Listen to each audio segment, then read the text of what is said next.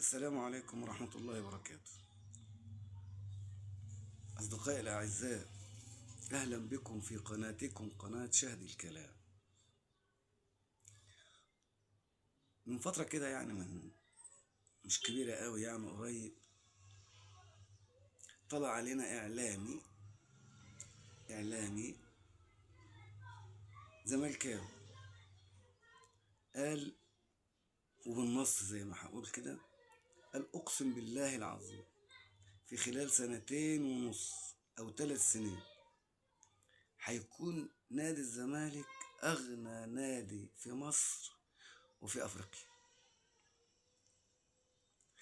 طبعا واضح ان هو كان عنده علم ان النادي الزمالك باع قطعة من ارضه، وطبعا كلنا عارفين القصة دي اللي هم قاعدين بيولولوا عليها دلوقتي.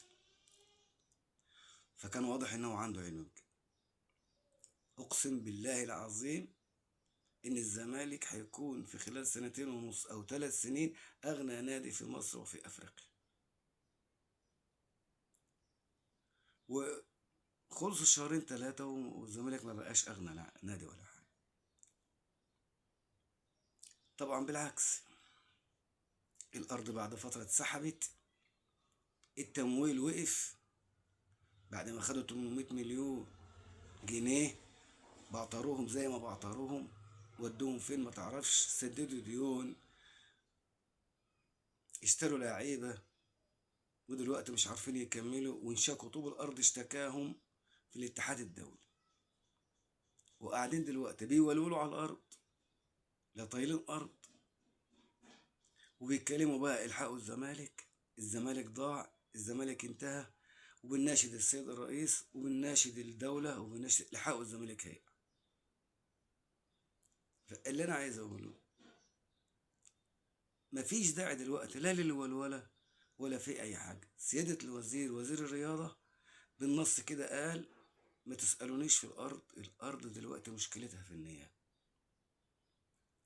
ادي اسلوب الاعلام الرياضي في مصر اللي انا بنتقد الحاجات اللي فيه.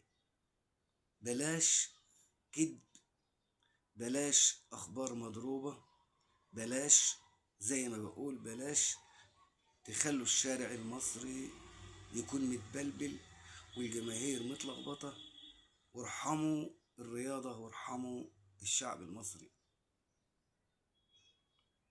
بس ما عنديش كلام اقوله اكتر من كده.